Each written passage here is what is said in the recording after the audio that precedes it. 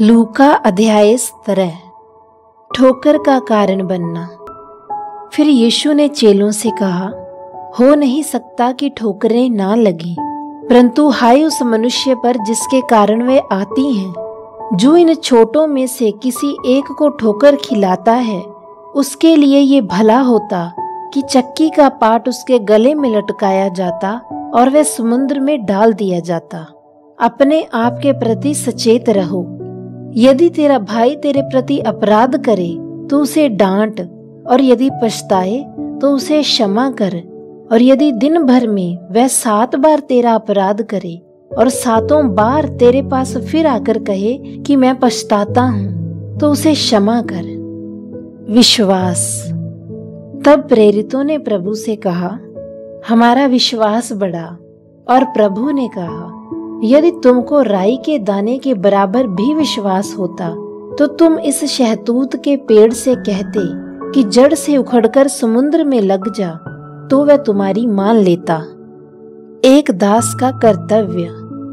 परंतु तुम में से ऐसा कौन है जिसका दास हल जोतता या भेड़ें चराता हो, और जब वह खेत से आए तो उससे कहे, तुरंत आकर भोजन करने बैठ, और ये ना कहे, मेरा खाना तैयार कर, और जब तक मैं खाऊं पीऊं तब तक कमर बांधकर मेरी सेवा कर, इसके बाद तू भी खा पी लेना।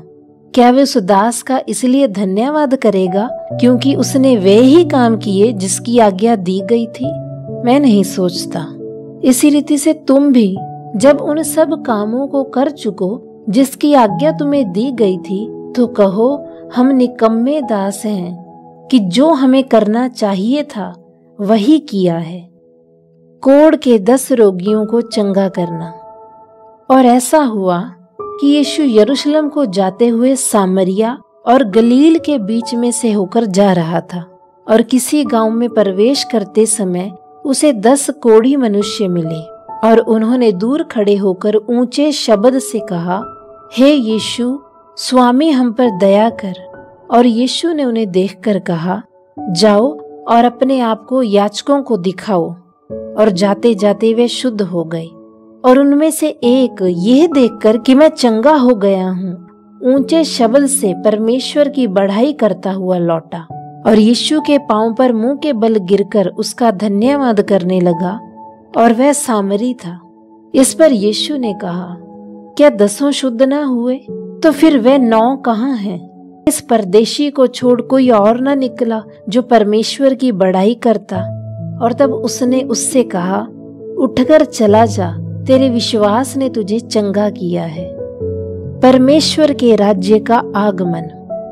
और जब फरीसियों ने यीशु से पूछा कि परमेश्वर का राज्य कब आएगा, तो यीशु ने उनको उत्तर दिया, परमेश्वर का राज्य प्रकट रूप से नहीं आता, ना ही लोग यह कहेंगे कि देखो वह यहाँ है या देखो वहाँ है, क्योंकि देखो परमेश्वर का राज्य तुम्हारे बीच में है।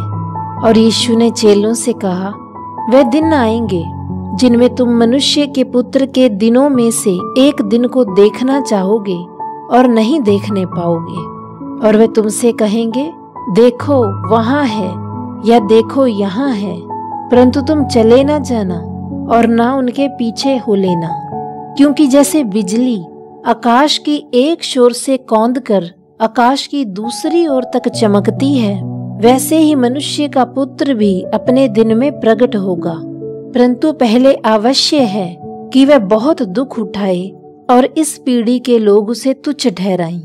और जैसा नूह के दिनों में हुआ था, वैसा ही मनुष्य के पुत्र के दिनों में भी होगा। जिस दिन तक नूह जहाज पर ना चढ़ा, उस दिन तक वह लोग खाते पीते थे और पत्नियां ब्याहते थे और विवाह में दिए जाते थे, और तब जल प्रलय ने आकर उन सबों को नाश न कर दिया। और जैसा लूत के दिनों में हुआ था कि लोग खाते पीते, लेन देन करते, पेड़ लगाते और घर बनाते थे, परंतु जिस दिन लूत सदोम से निकला, उस दिन आग और गंधक आकाश से बरसी और सबको नष्ट कर दिया। मनुष्य के पुत्र के प्रकट होने के दिन भी ऐसा ही होगा। उस दिन में वह जो कोठे पर हो और उसका सामान घर में हो, वह उसे लेने को न उतरे, और वैसे ही जो खेत में हो वह पीछे न लौटे।